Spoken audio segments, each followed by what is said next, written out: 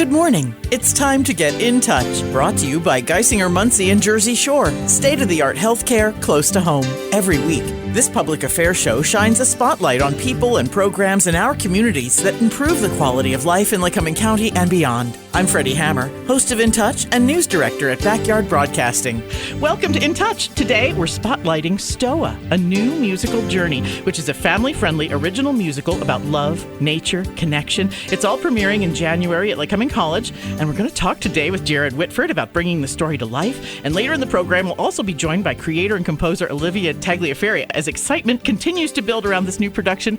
Hi, Jared Whitford. Nice to see you today. Freddi. Thank you so much for having me. Great to see you because you're usually here with the South Williamsport Theater Department. Yeah, with all my little kiddos. They're such my great monsters kiddos who I love. So wonderful. You've done some great productions over at South. And now here you are with this interesting project kind of weaving around what you do normally for your career. Yeah. As a professional theater maker here in central Pennsylvania, a lot of people know me from Mountie Theater. However, I've been professionally directing and designing musicals and plays across the East Coast for 10 years, I think we're at. So they were lucky to get you at South Williamsport. Yes, I always say that. They were very lucky to get me. They got me in the COVID slump. Like, we just didn't know if theater was going to come back.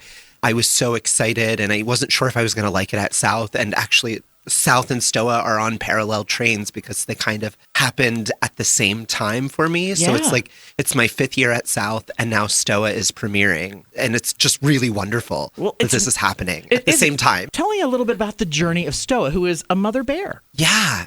So it's a children's story, and I'm sure Alivia will talk a little more about this because it's a little bit inspired by her and her journey becoming a mother a little bit. But it's about this mother bear who is the den mother teaching about nature to the children animals in the forest. However, she doesn't have her own child. And the great spirit, Mother Tree, lets her know that a baby's on the way for someone. And Stoa's like, it's my baby. She finds out it's her baby that's on the way. Okay.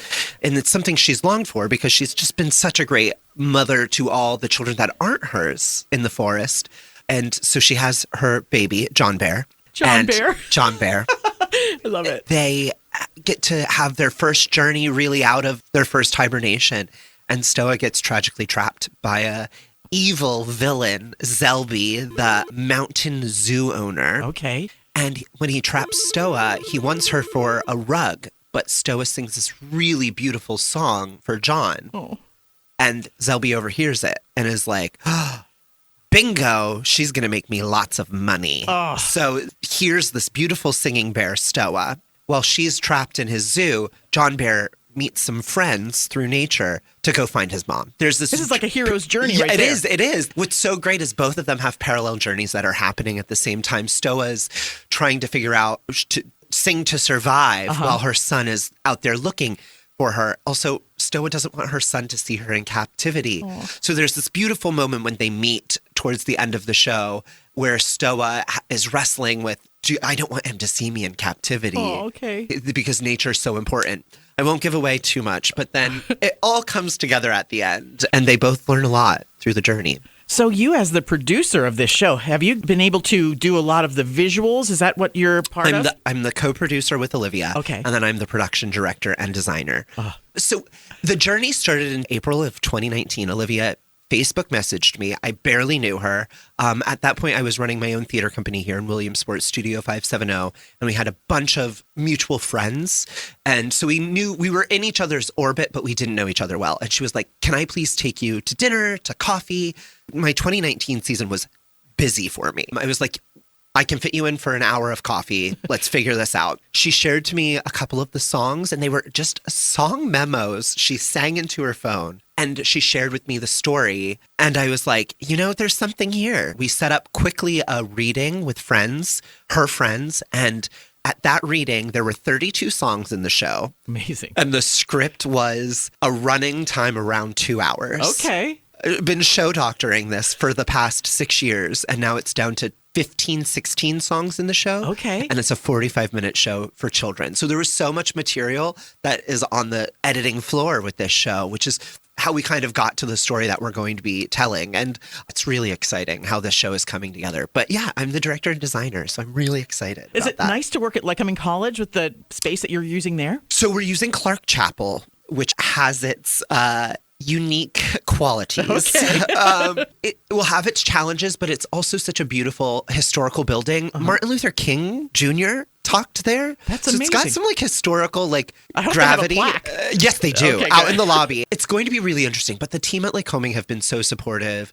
The president, his office, have been so supportive of this project. And we're really just so excited that we're getting to premiere it there in January. Well, tell me about the cast that you got a chance to work with. I mean, Yeah. are these some of the kids you already work with? Or? So they're all professional actors. Wow. We have 2 actors joining us from the union, from Actors Equity, whom I've worked with both. They've been constant collaborators in my professional career. One is Bibi Tabakman. The local community might remember her from the Williamsport Symphony concert. Okay. I directed in, I think that was 2022. She is a off-Broadway performer. Her and I also were college roommates. So when we wrote the show, I crafted the role of Zelby around her as I was editing and shaping it with Alivia. So really excited about her. And then another constant collaborator of mine, Samantha Lee Mason. She has been my Patsy Cline. People may know her from she played Patsy Cline at Millbrook Playhouse. She also, when I directed Closer Walk with Patsy Cline at Millbrook Playhouse, we also remounted the show last year at Bloomsburg Theater Ensemble. So Samantha's I'm really excited to have her. Then our STOA is played by a new person. We're just meeting to do this project. We did a national casting search for STOA, and her name is Sarah Sneed. She is out of the Cape Cod region, and she's joining us. She'll be new in this project. Was really blown away by her submissions, and we're really excited because she's a mother herself. She's going to be bringing a lot of that to the role. And then our last adult cast member is Kyla Brookhart. She's a college freshman at Ithaca University. She lives down in Danville. That's how I met her. She was one of the interns at Bloomsburg Theater Ensemble when I was an actor there. I fell in love instantly with her. And when a position came available, I knew exactly who to call. Yeah. She's going to be fabulous. And then our John Bears are 2 local students. Grayson is a Loyal Sock student and Wesley is a Williamsport student. And I've been working with them since July of this year to get them like prepped for the professional cast. And they're pros. They are so adorable. They're sharing the roles. So one will perform every other evening. So this is a huge role for a child. Because he's the main man. Yeah, he goes on the journey. And they're both so precocious. They ask such smart questions. They understand the material so well. I'm so excited to have them. For families are going to come and see this and be affected by that. What do you want them to take away when they come to see STOA New Musical Journey? Yeah, I want them to.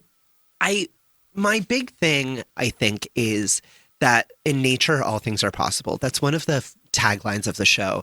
And in nature, we're all connected. And there's something about the human connection that we also ignore, that connection exists in nature as well. Yeah. And everything is so woven. And I think believing in yourself is always a big message that I gravitate towards in a script. I'll find it in any script.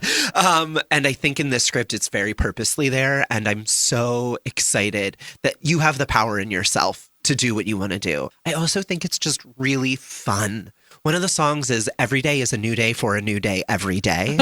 And I love that. And that's like kind of the thesis song of the show because it's about reinvention and it's really exciting and it's got the best bop. It's got a really good like beat to it. Do you have any musicians or you have a pit? Yeah, live musicians, piano, drums, violin, guitar / banjo, and bass. I know, I love the banjo. A former student of mine, David Miller, he's a South Williamsport alumni. He did all the orchestrations for us. He started his senior year of high school doing this. Wow. He is in his senior year of college right now at Ithaca. The creation of the show has been very interesting. So Alivia gave us voice memos. She was a former musician, walked away from that, did everything that she's done, which is, you'll hear her say what she's done because she's just incredible. Yeah. She lost the language of writing music, but she had the songs in her heart. And so we brought on Sarah Decker, who's the music director, who I'm calling my partner in crime these next couple weeks because boy, oh boy, the text chains between her and I just getting the show. I don't think people realize how much goes into it even before the first rehearsal. Everything you talk about reminds me of like Broadway shows that like have been worked on. Now they're getting popular, now that people know. Yeah. It's almost like this is the seeds of something like that. This is how everything starts, right? Yes. And so Alivia had these voice memos. I brought on Sarah Decker to help Alivia shape the music. We did a couple of workshops with local people, friends of ours like who just brainstorming kind of? read the script, listened to the music. Some of the new material gives me chills. Oh my gosh. STOA's big, what I call her 11 o'clock number. It's a 45-minute show. Okay. So there is no 11 o'clock number, but the big ballad towards the end of the show that STOA sings, that was a big thing that Sarah informed the show with. And then Sarah kind of transcribed what Alivia wanted, and we went back and forth a couple times. Then we handed that off to David. She translated the language. She translated the language. And then we gave it to David Miller, who wrote the orchestration. So yeah, it's like being part of a new musical does not happen often, right? You're right. You know, they're playing Oklahoma for the 50th time. They're doing Beauty and the Beast for the 50th time. So to be a part of a new musical is really exciting. And we have pros being in our pit. And it's just really exciting. I'm excited to talk with Alivia because she has so many experiences here in Williamsport as well. Yeah. So just sort of putting all this together with these amazing professionals like yourself, it's just going to be a beautiful show. We've been on this campaign for, it seems like it's been forever. We sat down about 2 years ago and I said, we need to make this happen by 2026. We've been seeking sponsors, donors, all that, and we've got this really great support around it. We have a couple of donors who pitched in to get the elementary schools in to see matinees of this show, because it's so important that, first of all, get to see quality professional theater in their backyard. Exactly. Created by people who were in those chairs. It was really important that my elementary school that I went to was invited to join us. And where I work, all the kids that I get to work with at South get to see this. Yeah, it's a really great community building event. It's going to be really cool. It's coming up on January 9th, which is limited seating for that night. Yeah. But then Saturday, the 10th of January, the 11th, that Sunday, and then the next weekend as well. Yeah. And you can get your tickets at Tags.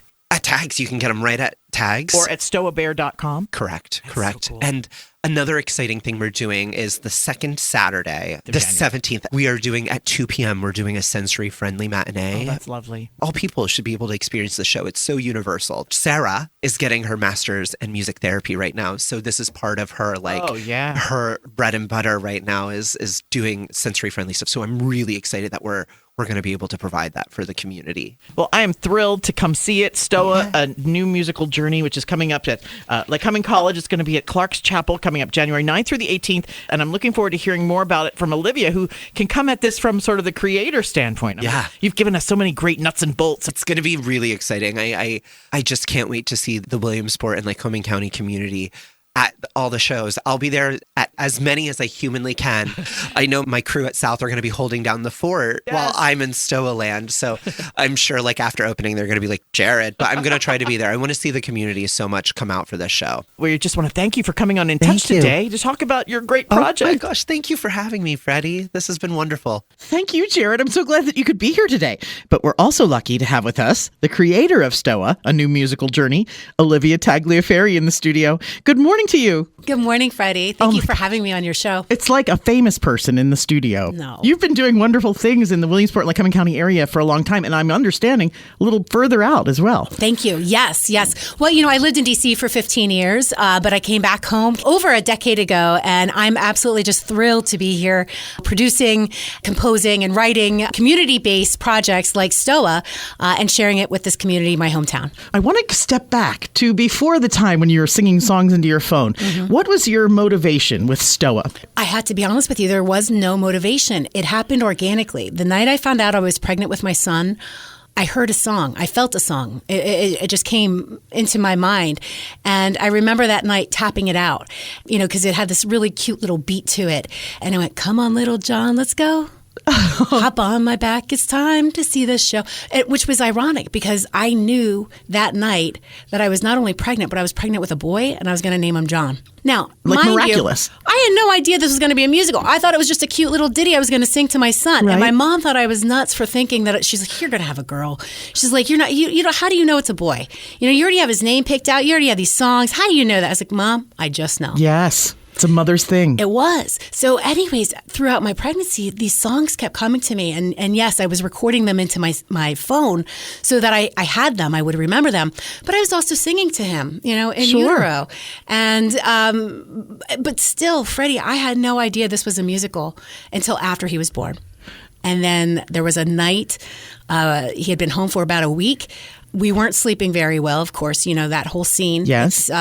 You're exhausted and you're exhilarated and, you're trying to do everything very, very, very right because if it goes wrong, it could go really wrong. So there's just so much pressure, that you're putting on yourself, but at the same time, just care and love this little one. At that point, they're little nuggets, little peanuts. And you're always like looking to see if they're still breathing. It's just, you're just in this awe phase of it all. But anyways, I wasn't feeling very well. I was kind of running a fever and I was trying to care for him as well as care for myself. And it was the middle of the night and I had taken a bath and I came back into the room with him and he was sleeping and I went and I laid down and all of a sudden I had just this feeling that I wasn't alone in a good way. Like I felt, just that there was a lot of care in the room. And all of a sudden I realized that those songs that I had been hearing were a story. And it was a story of a mother bear named STOA. And she had always been the forest den mother for everybody else's kids, but she had a cub of her own and she was going to teach them the ways of the world. This falls directly into sort of your wheelhouse in a way with entertainment and marketing and the different things on the theater that you were able to then stitch together into this really neat idea. Yeah. And you had the people around you that do it. I did. And that wasn't really known to me at the time, though, because, again, when that revelation came, John was only a week old, I gave myself this concept. If I could just write one thing a day, and sometimes it was just a word, but that was my thing. If I could write one thing a day, because again, new mom, babies, just it's intense. Absolutely. Plus I have my side business. I had Iron Cutter Creative, which I was doing marketing and media work. I just finished doing the 9/11 documentary. Yes. That was still rolling out on WVIA. There was things still going on. And then I had Tags, Tags Takeout that was starting to build. So in my pockets of time, I've become a master of creating pockets, and saying, okay, I'm going to do this one thing. And it could be one paragraph, one sentence, one quote, one page, one something. Honest to God, Freddi, there were days where I literally wrote the word just so that I could keep the streak. Yes. Because I didn't want to break the streak. But anyways, I finished it in 9 months. And it was April. It was right before my birthday, which was my goal. Okay. And I said, I'm going to send this script to Jared Whitford. And I had really, I had not known Jared as a friend at that point. I knew him as a creative and as a professional, and I was in awe of his talent. And then we met for coffee. I sang him one of the songs, told him the story, and it was a done deal. He was on board. Yep. This has gone on now since 2019. How old is your son? How old is your John? He's 7.5. So this is actually a little over 8 years. Amazing. I mean, it was 2017 when I became pregnant with him and I started hearing the songs. 2018 when I started writing the script. 2019 I finished. COVID happened. Right. So we had this momentum building back in 2019 where we hosted 2 workshops to refine the script and get it ready for the stage. And then COVID, we went into hibernation.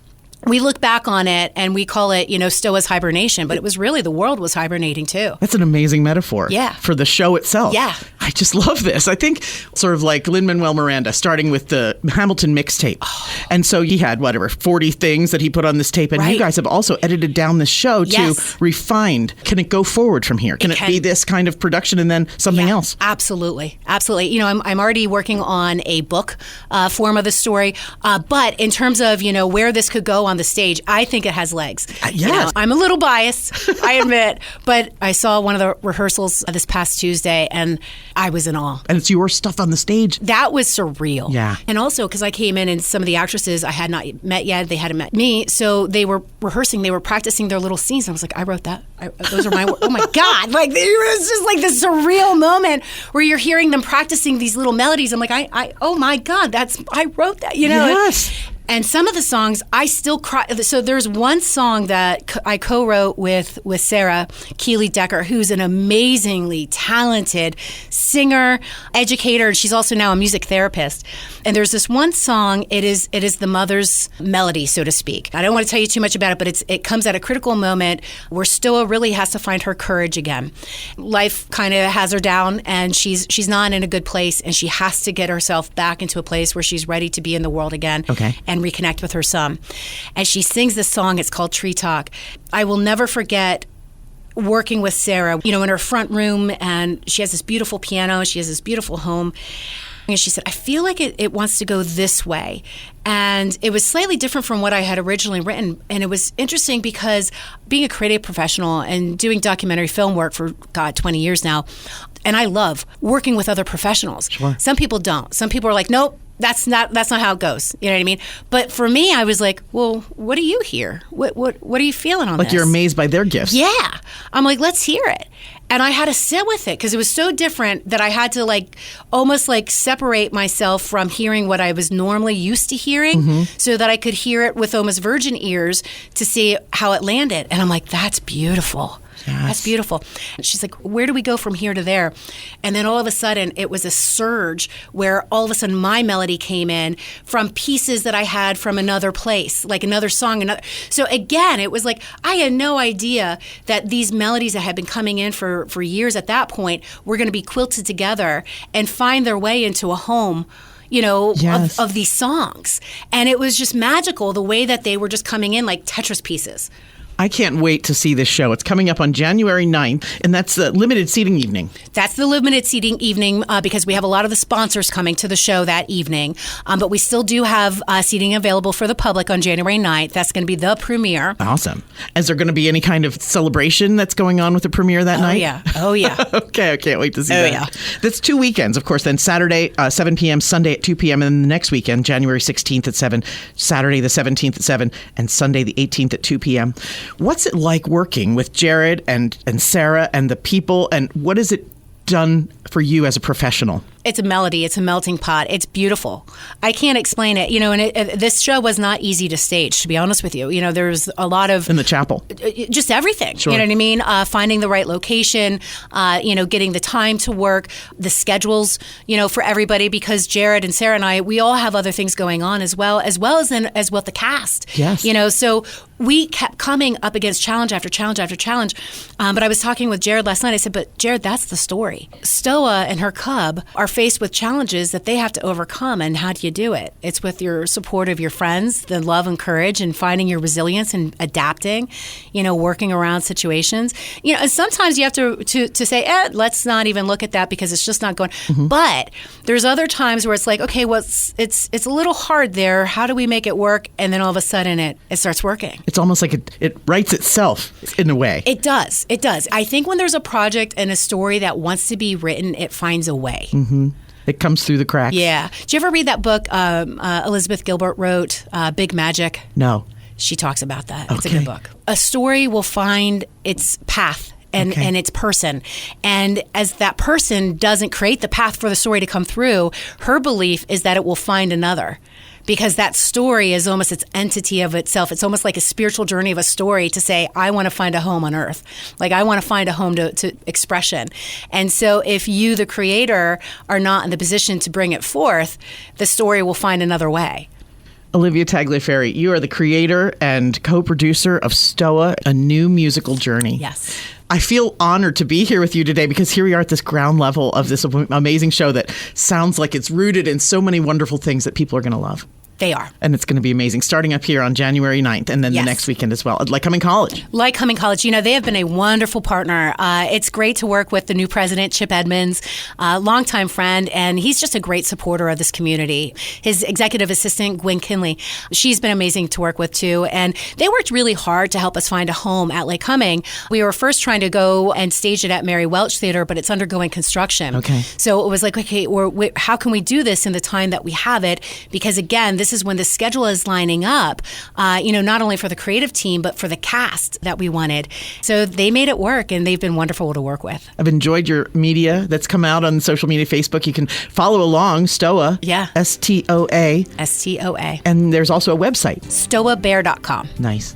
Well, it's a lovely production and beautiful colors. I think that's really something that's driving me. Like, oh, I want to see the costumes and the stage and how it's going to look for people. It's going to be amazing. It is. Thank you. Alivia Tagliaferri, you are amazing. And I'm so glad that you're here in our community and kicking off this amazing show. We'll see you on Broadway, 5 years. That'd be awesome, Freddi. I will make sure you get a front row seat. I would love that. Yep. Thanks for joining us at In Touch today. Thank you so much for having me.